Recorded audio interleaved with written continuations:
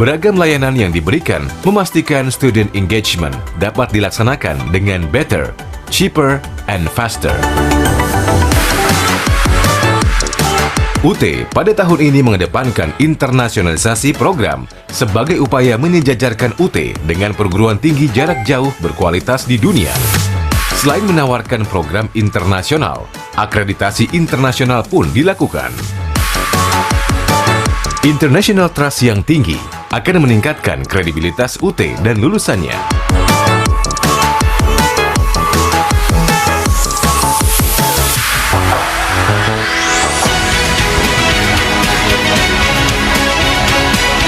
Public trust terhadap UT ditandai dengan terus meningkatnya jumlah mahasiswa UT dari tahun ke tahun. Semoga keluar dari sini makin berkah hidupnya, apa yang diinginkan tercapai, dan yang pasti ilmunya bisa bermanfaat buat semuanya. Tidak saja jumlahnya yang meningkat, komposisi mahasiswa pada saat ini didominasi oleh generasi milenial dan Gen Z.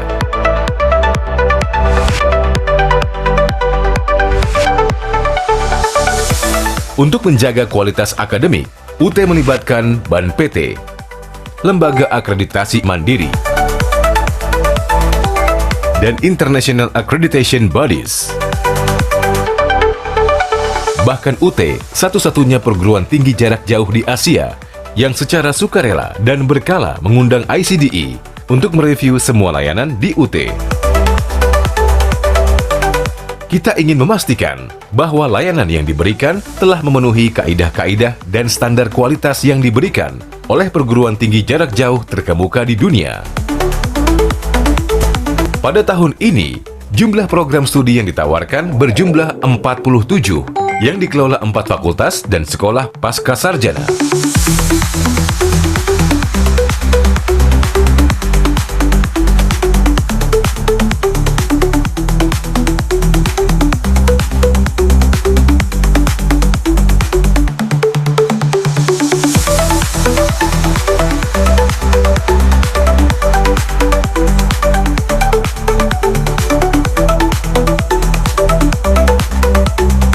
Kantor UT daerah yang tersebar di seluruh wilayah Indonesia dan di luar negeri memastikan layanan pendidikan dapat dinikmati oleh semua tanpa terkecuali, termasuk mereka yang tinggal di wilayah terpencil, terluar, dan tertinggal, serta di luar negeri.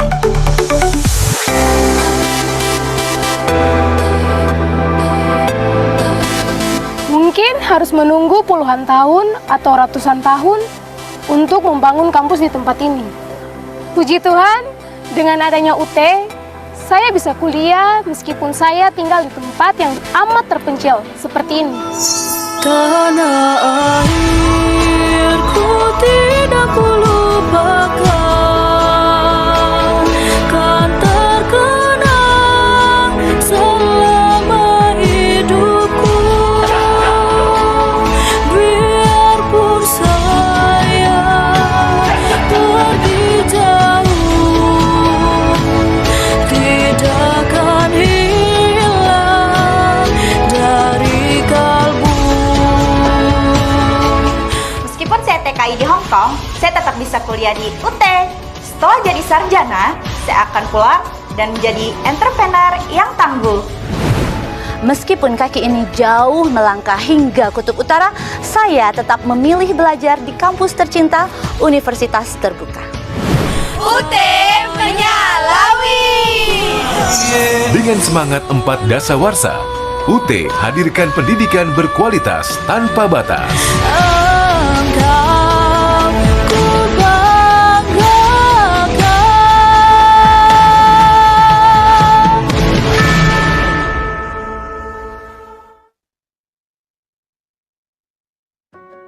Unlock your future with flexible learning.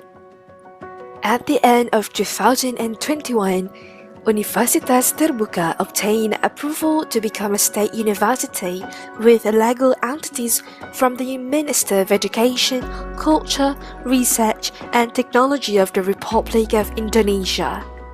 Universitas Terbuka, the 45th state university in Indonesia. Universitas Terbuka has served to fulfill the government's vision of equitable access to higher education for all.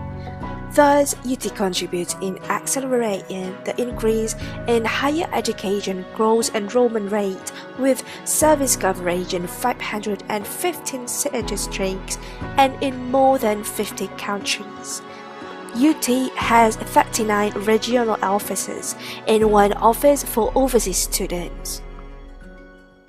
As a university that implements open and distance education system, the learning process in UT is carried out through independent learning using structured learning material and various information technology-based learning resources.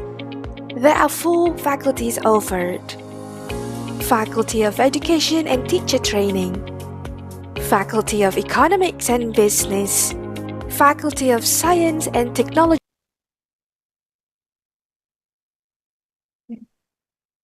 Good morning, everyone. Good morning, ladies and gentlemen.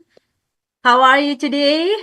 Hopefully, today we are blessed with healthy, and of course, we are happy here to see all of you from Zoom and also from YouTube channel FEB UT.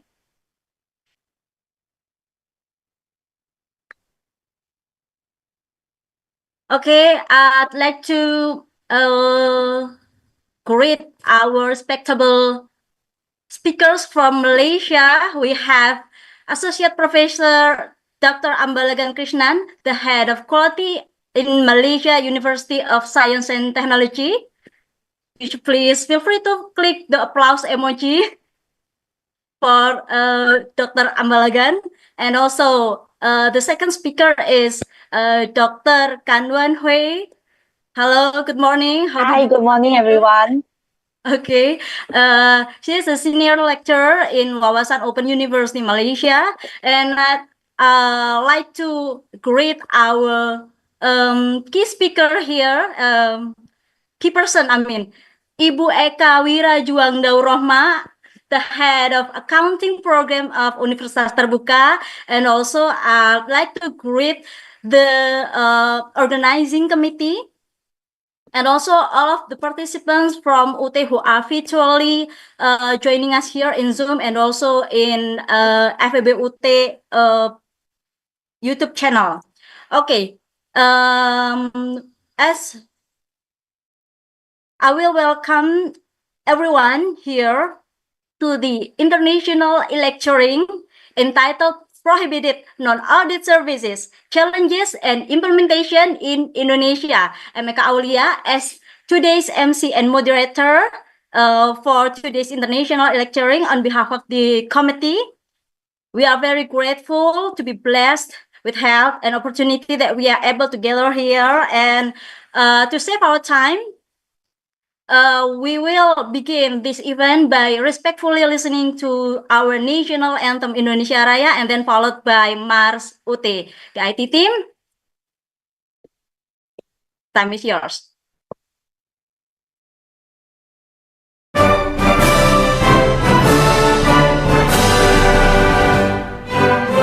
Indonesia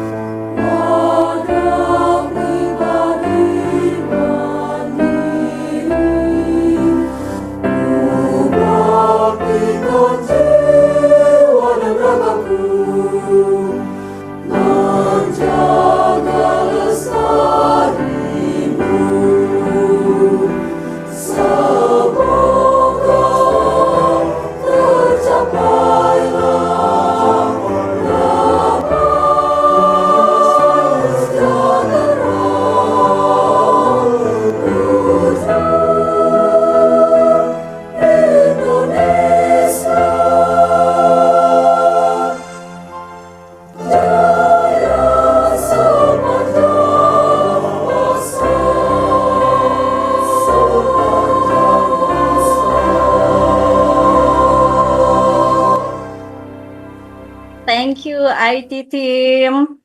And next we have opening speech from our prominent key speaker, Ibu Eka Wirajuangdaurahma, SEI MAK. Ibu Eka, I will hand over the opening speech session to you. Okay, thank you for the opportunity. Assalamualaikum warahmatullahi wabarakatuh. Good morning, everyone, and welcome to this important international seminar titled Prohibited Non-Audit Services, Challenges and Implementation in Indonesia. I am as a head of accounting study program at Universitas Terbuka. It is my honor and privilege to open today's event. The role of audit in today's business environment has expanded and evolved significantly, demanding an unwavering commitment to the principle that uphold the credibility of our profession, independence, integrity, and objectivity. Globally, the concept of prohibited non-audit services has emerged as a critical standard to safeguard these values, ensuring auditors can effectively support their client without compromising their independence. In Indonesia, as we align with international standards, the challenges of implementation PNES are complex but provide us with valuable opportunity to enhance audit practice and regulation. Today, we are fortunate to have two highly respected experts who will guide us through these challenges. Their knowledge and experience will provide a deep dive into the complexities of PNAS implementation, practical strategies to mitigate conflict of interest, and insightful case studies that will shed light on both national and international perspectives. We would like to extend our heartfelt thanks to Associate Professor Dr. Anbalagan Krishnan from Malaysia University of Science and Technology and Dr. Wen Huey from Wawasan Open University for sharing their time, knowledge, and expertise with us today. Your contribution will undoubtedly enrich our understanding and inspire meaningful discussion that will drive us towards stronger standard in our profession. Thank you to all who have worked tirelessly behind the scene to organize this seminar and to each of you for your participation. Let us make the most of today's session, utilizing this platform to learn, share, and collaborate as we collectively strive to raise the standard of our profession. With that, I am pleased to officially declare this international lecturing open. Thank you. Assalamualaikum warahmatullahi wabarakatuh. Waalaikumsalam warahmatullahi wabarakatuh. Thank you, Ibu Eka Wirajuang, our head of accounting program of Universitas Terbuka. And then we have take picture session. IT team, are you ready? Okay, everyone, would you please open your cam and then give your best smile on your camera? IT team?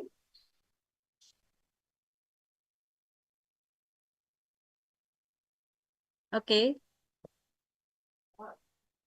Anyone else who ready to open their camera so that we have a good picture for today's international lecturing?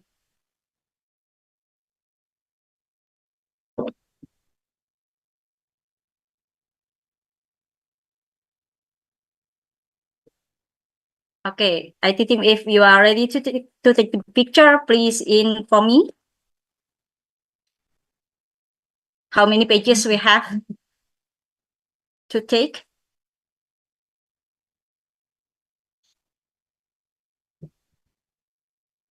Oh, is it okay if we have a style while we are in while we are on the camera for the picture? Okay, Ibu Eka, What motion? Okay.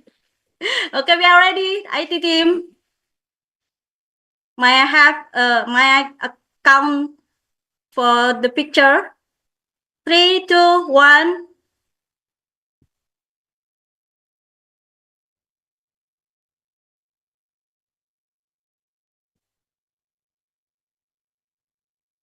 Okay. The next one. 3, 2, 1.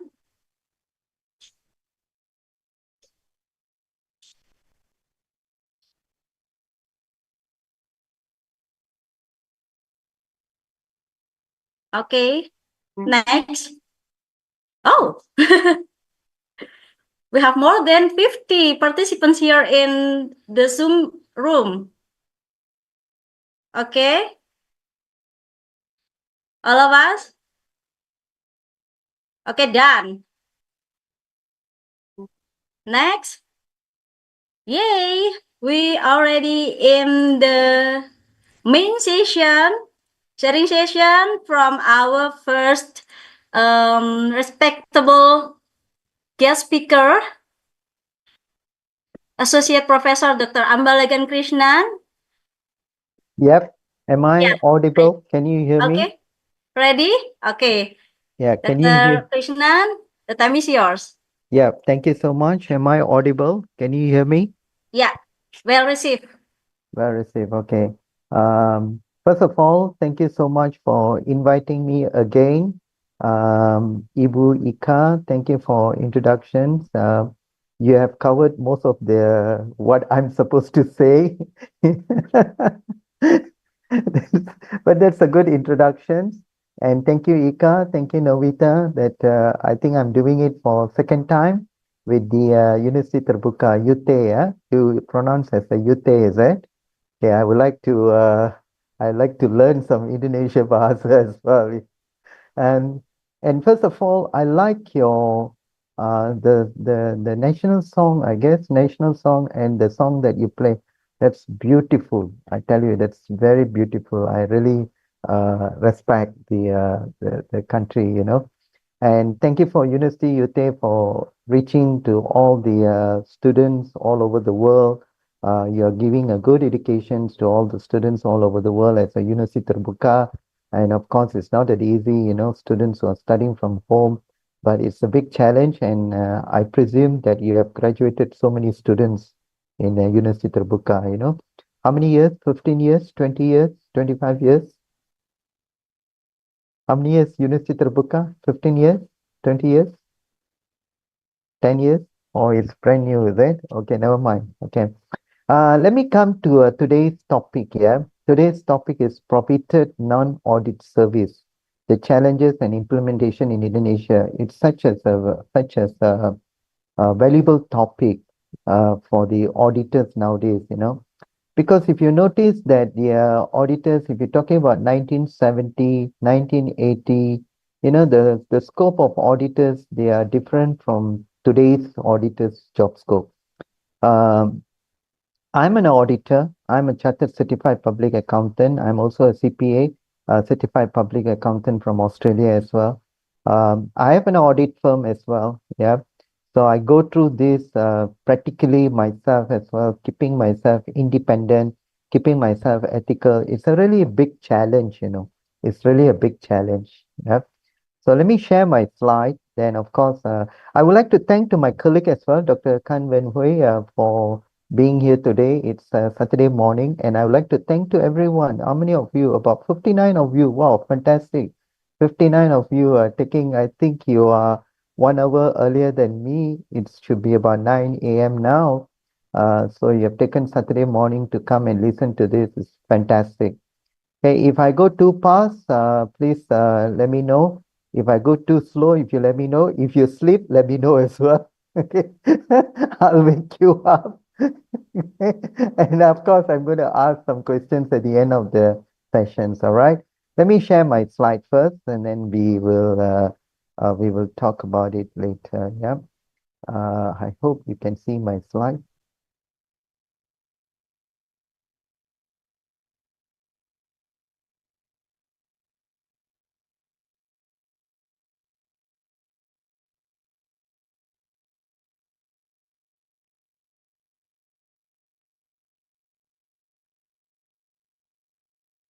Okay, can Novita or anyone, can you see my slide?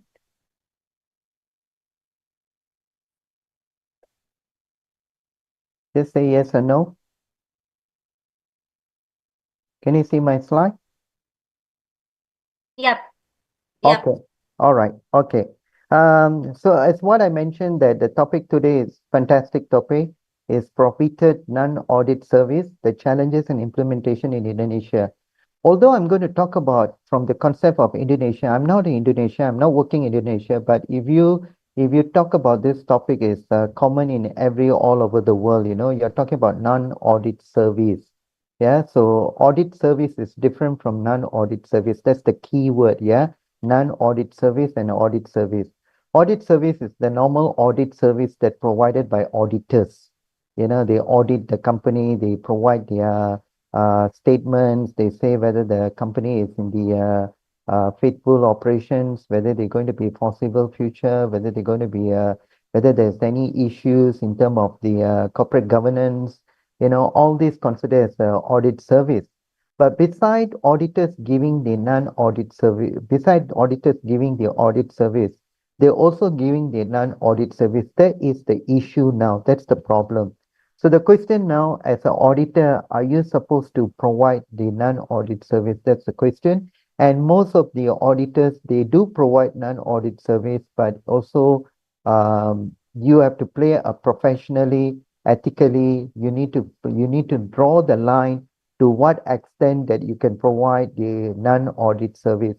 You can provide audit service. You have license anyway to provide audit service. But the question is, can you provide the non-audit service, and what are the challenges and implementations that not just the Indonesia, the whole over the world is facing? But I'm going to talk from the perceptions of Indonesia. Correct me if I'm wrong, because I'm not Indonesia, but I've done some research and all this thing, but I'm going to talk from the practical side of it. But first of all, let me just recall your memory. As the auditor, they have a code of conduct from the International Auditor as well as International Federation of Accountants, IFAC, International Federation of Accountants, which is common all over the world. The first one is, of course, you have integrity, yeah? Um, integrity. Integrity in a sense that the auditor must act with honesty, fairness, truthfulness in all professional and business relationship. Example of integrity is where they need to avoid conflict of interest, refrain from engaging in fraudulent, illegal activity. They make sure that all the findings of reports are truthful and free from the bias. That is what called integrity. Now, if you go to the next code of conduct is objectivity. Objectivity is whereby the auditor must remain impartial, avoid being influenced by personal interest and external pressure. Avoid being influenced by personal interest and external pressure, such as avoiding undue influence from management and stakeholders. They must make sure that audit judgments are based solely on evidence. So that is what we call objectivity. The third one is, of course, confidentiality, right? Confidentiality in the sense that the auditor must respect and protect the confidentiality of information. Um, Example, they are not disclosing sensitivity information, the organization data without a proper authorizations. They avoid misuse of information for personal gain. So that's the confidentiality. Confidentiality is one of the most important code of conduct of auditors, where you must make sure that auditors keep the details confidence, because they know in and out of the company's details, so they must keep the details confidentiality.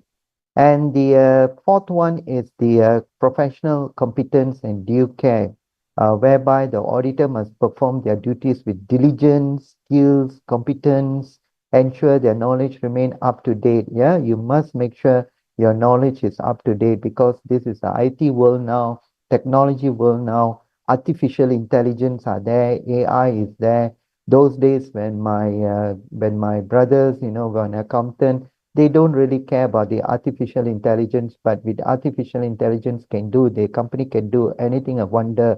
So you need to keep yourself update what is happening in the industry. And of course, the next one is the independence. Okay, Independence, where the auditor should maintain independence in both fact, appearance to ensure unbiased and credible audit outcome. Take note the word independence. Today's topic very much related to the word independence. This is one of the code of conduct where the auditor is supposed to maintain an independence. So the questions always comes that when I give the audit service and when I give the non-audit service, am I maintaining independence? When I give audit service, that's not an issue. But when you give non-audit service to the same company, there is where the conflict of interest coming into the picture. You are neglecting the independence. So the word independence is very important. And many auditors, especially the new auditors, the young auditors, they do not understand what do you mean by the word independence. So we're going to talk about more about the independence later.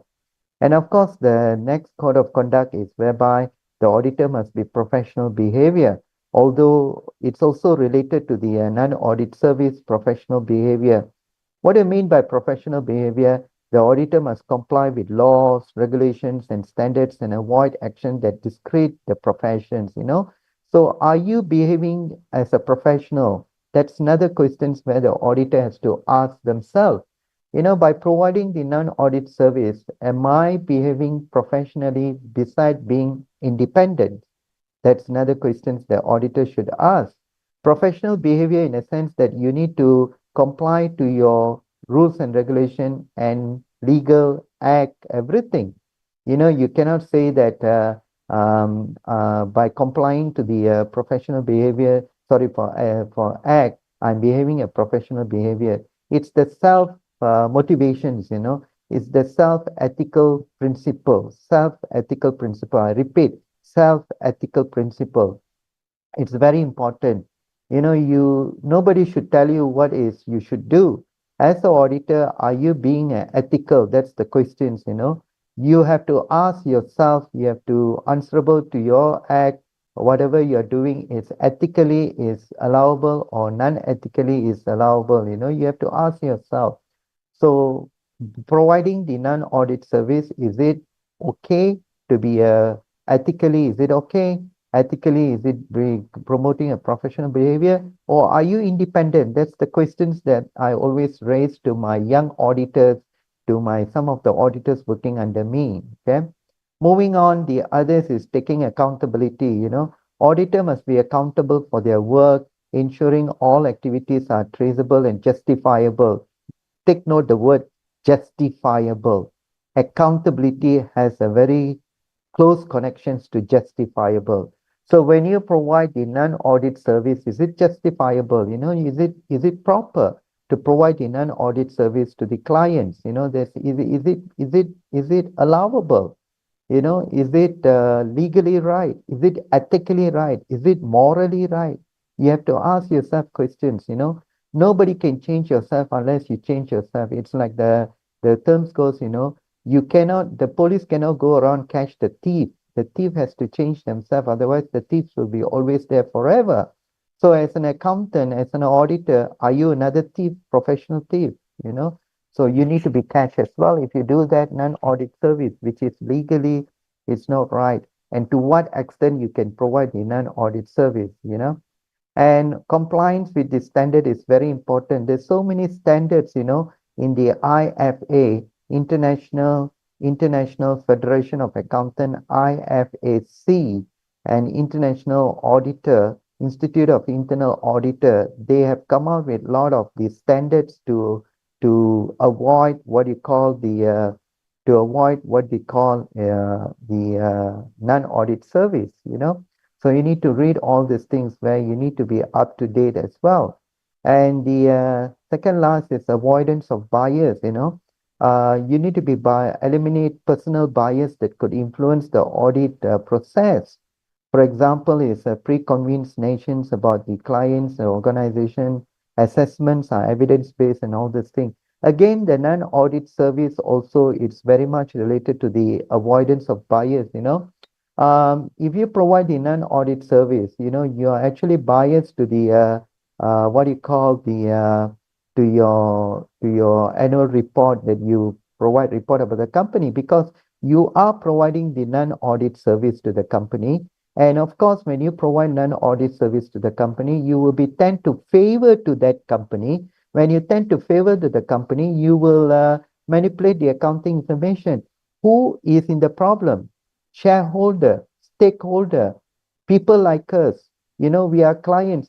We not necessary that we must have a what you call the share in the company. You know, although you don't have a share in the company, you're part of the company as well. That is what we call the governance. You know, corporate social responsibility and so forth. You know, if the company doing good, you will invest in the company. If the company is not doing good, you will not invest in the company. But who actually telling you the company is doing good or not doing good is the auditor. So they invest the trust on the auditor and they invest in the company, you know. So you have to make sure, you as an auditor, you have to make sure that you have the integrity, you have the objectivity to make sure that you behave professionally, you take the accountability, and you need to be independent, you comply with the standards, rules and regulations, and you avoid bias, you know. And the last one, my dear students, is very important, is the transparency. Transparency is whereby the auditor must clear and transparent in communication, reporting all the relevant findings accurately. That means they have the sufficient details of audit report in informed decision making. They need to be transparent. They have to be tell the truth to the investors, you know, because I don't know whether you heard about the agency constitutory. Agency constitutory is whereby the shareholder appoint the management to make sure the management works in the best interest of the shareholder, to make sure the management works in the best interest of the shareholder. And auditor also part of it to work the best interest of the shareholder.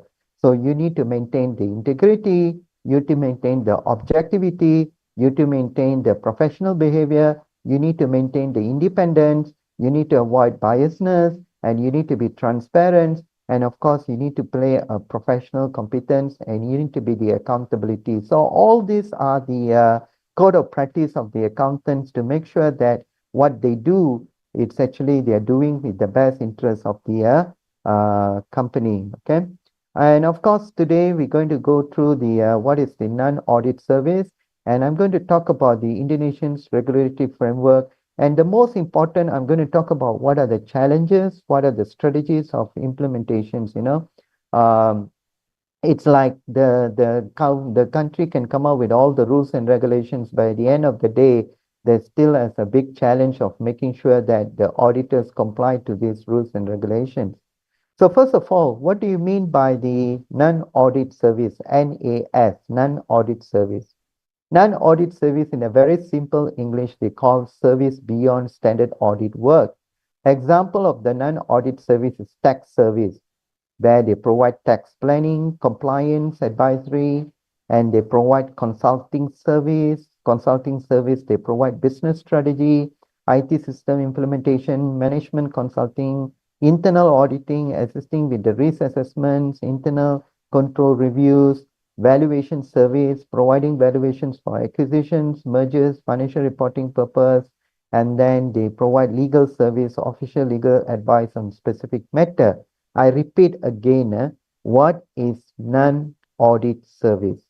Non-audit service example is tax service, example is consulting service, example is internal auditing, example is valuation service, and example legal service. 5. Tax service, consulting service, internal auditing, valuation service, and legal service. So from the point of view from the auditor, is this wrong? Tax service is considered as a non-audit service. You provide tax service where you provide tax planning, compliance, and advisory. Is that wrong? Consulting service, you provide consulting service in terms of business strategy, IT system implementation, management consulting. Is that wrong? Internal auditing, you provide assisting in the risk assessment, internal control review. Is that wrong? Valuation service, providing valuations for acquisitions, mergers, or financial reporting purpose. Is that wrong? Legal service, offering legal advice on specific matters. Is that wrong? Go back to your code of conduct of auditors. That's you must refer to that auditors. Are you being the independent? Are you being the integrity? Are you playing the objectivity? Are you being the professional? Are you being the transparent? All goes back to the code of conduct. To what extent you're providing a tax service? To what extent you're providing consulting service? To what extent you're providing internal auditing? And to what extent you're providing evaluation service? To what extent you're providing a legal service? And how does this going to impact your audit report? Only you know yourself better. Nobody able to judge you whether you are misplaying the informations or you're using these informations to provide the good report about the clients. You yourself have to judge yourself as an auditor. I being an auditor for the last 30 to 35 years, I don't say that I don't provide non-audit services. I provide non-audit services, but not to the company which I'm auditing. Not to the company which I'm auditing. That's I play an independence. That's me. I have the integrity. I have the morality. I have the objectivity. Yeah, I never provide any audit service to the company which I'm auditing. It's a two different thing. When you auditing in a company, you need to be independent. You should not have any other businesses. Let me put it in a very simple English. You should not have any other businesses with the company with your auditing. Although bringing profitability and monetary to you, you have to at the end of the day, you need to play a self-judgment. I repeat, a self-judgment. You need to find out a self-judgment. Is that okay to provide non-audit service to the company which you are auditing? That's the question now.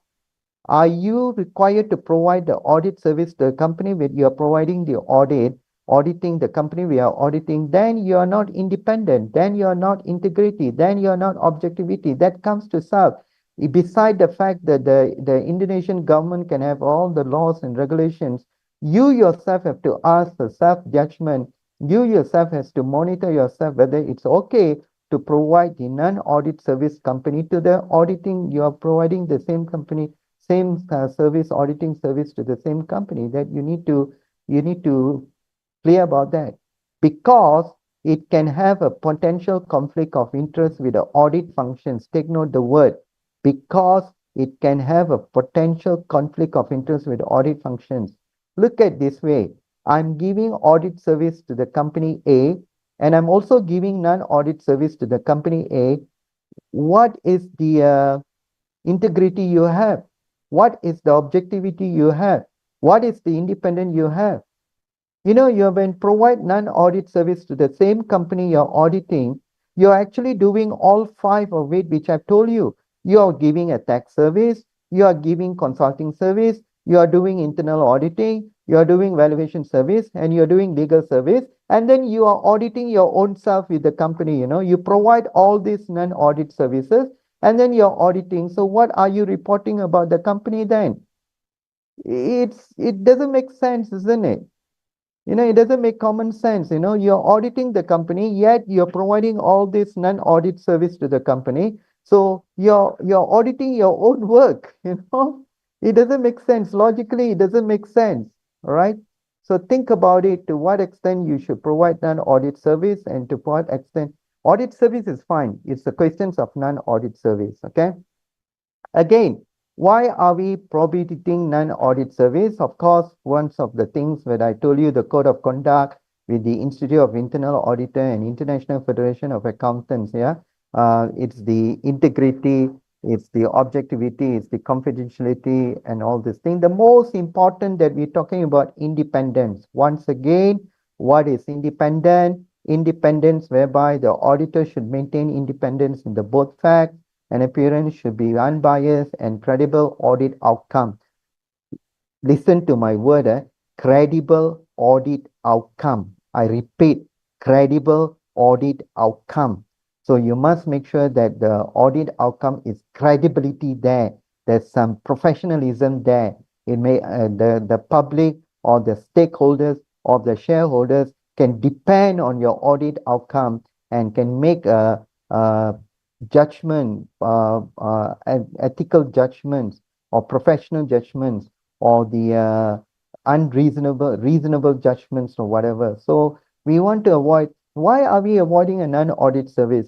From my experience, I'm not saying that we should avoid non-audit service, but I'm trying to tell you that do not provide non-audit service to a company where you're auditing, because you want to avoid the conflict of interest, you want to avoid the bias, and of course, you want to be transparent. Transparency is another code of conduct of the auditor, and you want to take accountability, that's very important. Most of the auditors do not take the accountability. You need to take the accountability. If it is you wrong, if you give a wrong information, you take the accountability.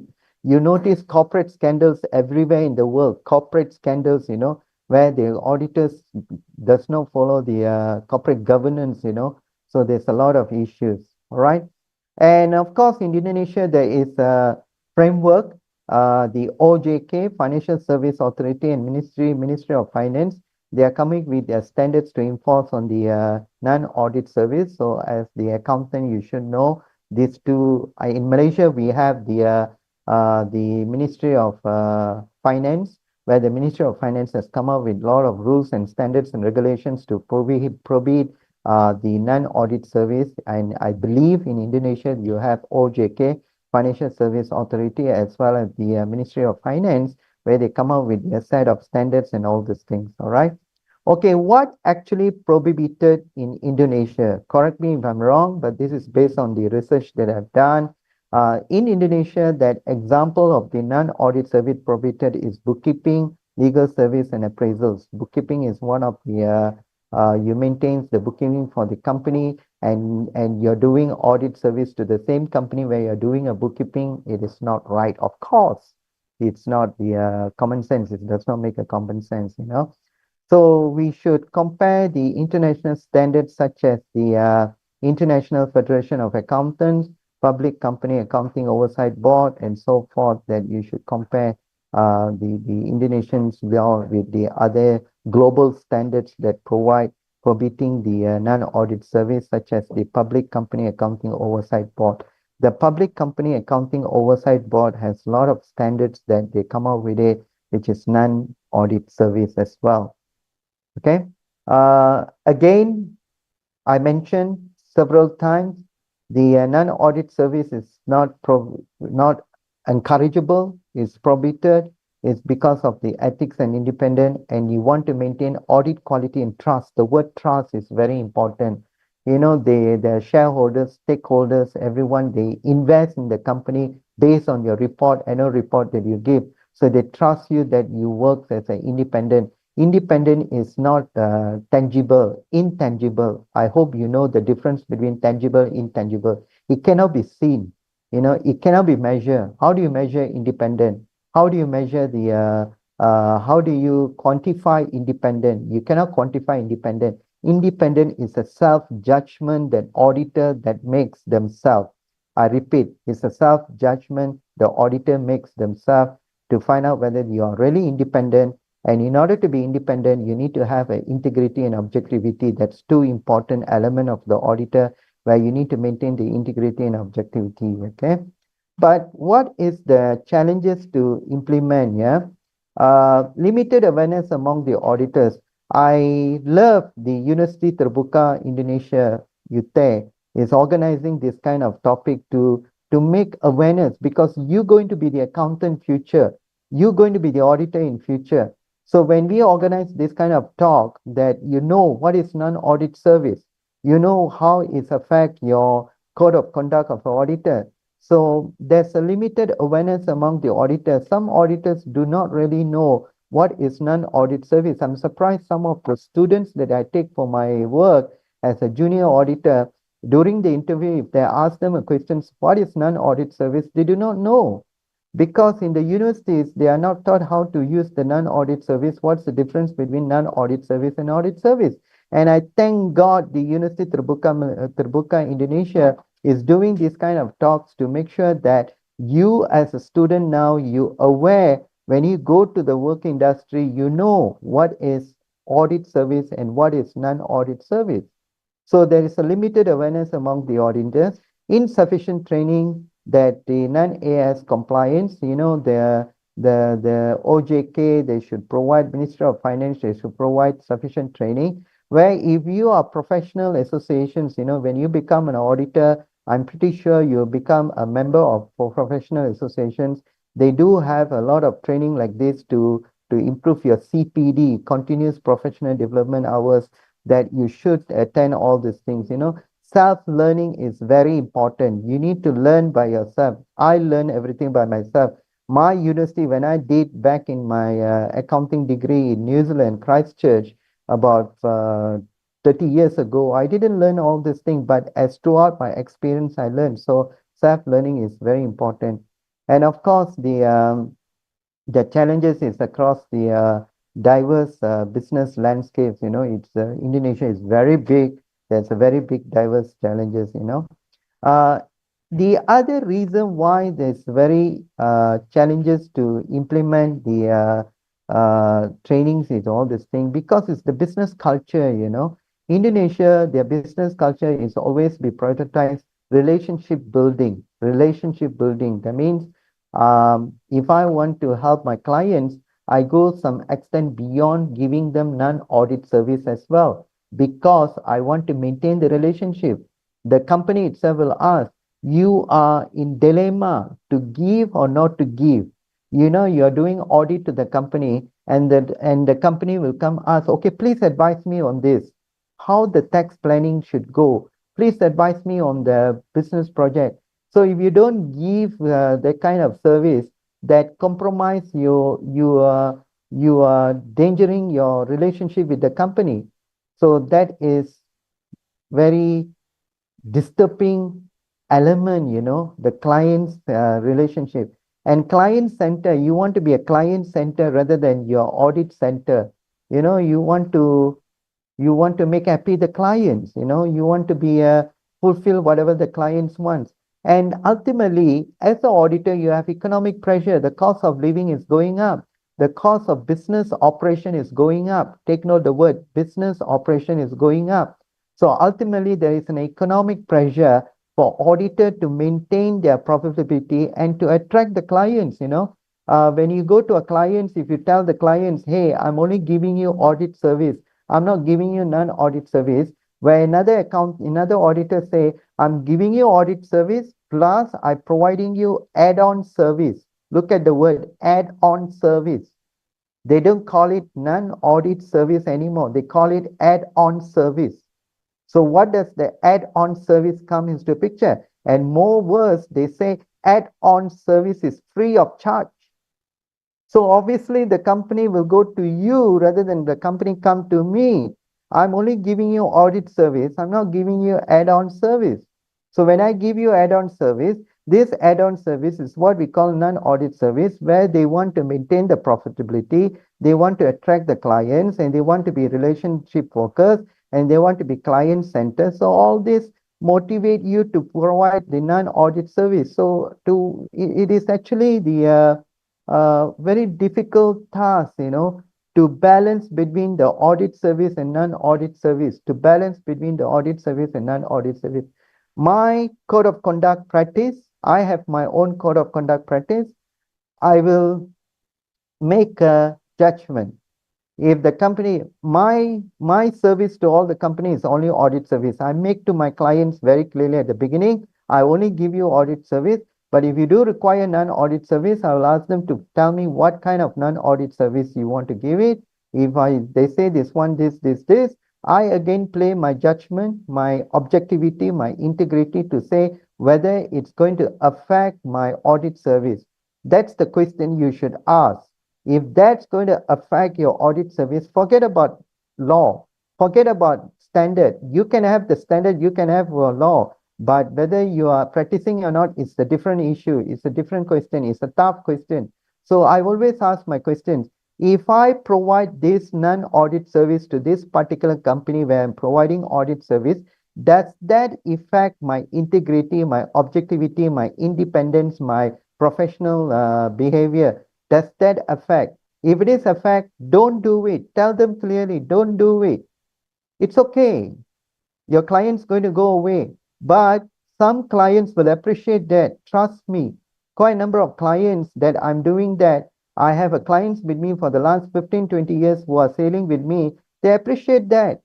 You know, they say, okay, Associate Professor Dr. Anba or the Chartered Accountant Dr. Anba, he knows. They know about me. They know that to what extent I can go, what extent. You have to create the name in that industry that this is what you will do, this is what you will not do.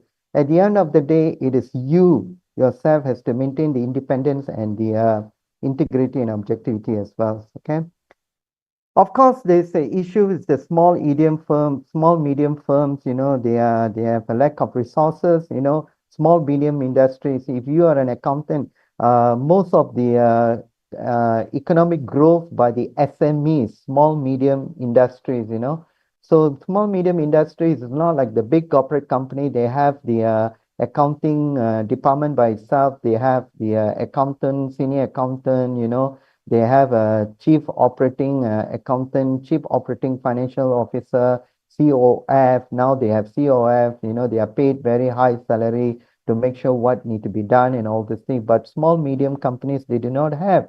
And most of the accountants, most of the auditors, they audit small, medium industries. They have a lack of resources. When they have a lack of resources, then you are forced to give the non-audit service to them as well. You know, they have a financial constraint. They have a limited capacity to run trainings and infrastructure to have. So you're forced to provide the non-audit service as well to the small medium industry, because most of the firms now small medium industry. So you need to play a judgment to what extent you do. What I do, if small medium industries they want some non-financial service, I actually recommend another auditor, and I tell them you go to this place, this one. And my friend also do that and say that if their company, when the small medium industry, they want non-audit service, I give the non-audit service to them, because I'm not auditing the company. The key word is, are you auditing the company? If you're auditing the company, don't ever provide non-audit service. That is compromising the independent integrity and objectivity. Okay. The global comparisons is the best practice that they have the mandatory rotation